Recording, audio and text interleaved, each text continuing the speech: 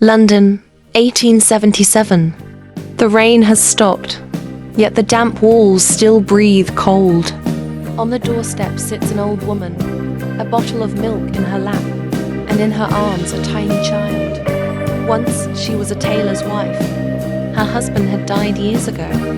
Family quarrels pushed her to the streets. The child is not her own. It belongs to a friend, a waitress at a nearby coffee shop, who entrusted her with the baby while she worked.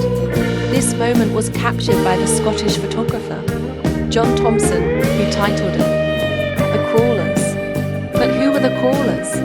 In Victorian London, this was the name for those so weak and frail that walking upright was nearly impossible. No steady work, no full meal, no permanent shelter. They dragged themselves between scraps of charity and the dreaded casual wards of the workhouses, so worn out that they seemed to crawl rather than walk.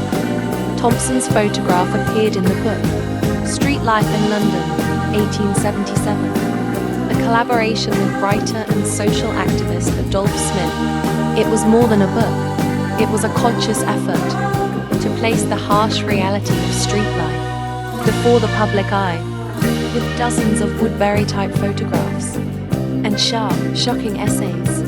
This project laid the foundations of social documentary photography, background, a booming economy, fading lives.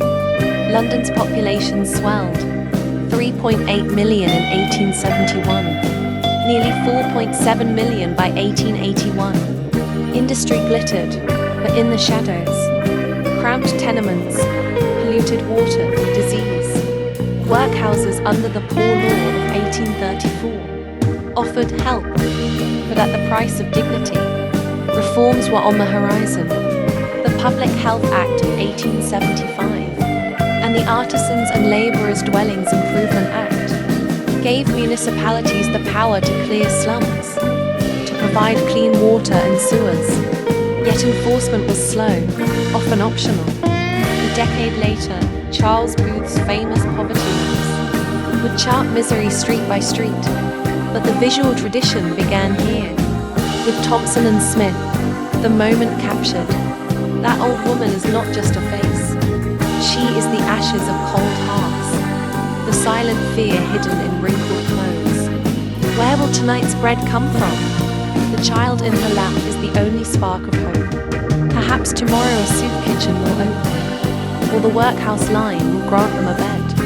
The crawlers teach us that progress is not measured by skylines and stock markets, but by clean drains and the breath of the weakest soul. In the alley, these images and words press society toward reform, paving the way for the safety nets that would slowly take root in Britain.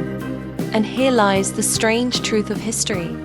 Thomson and Smith turned news into evidence, story into proof. They gave poverty a face and forced a booming city to look at the lives it wished to forget.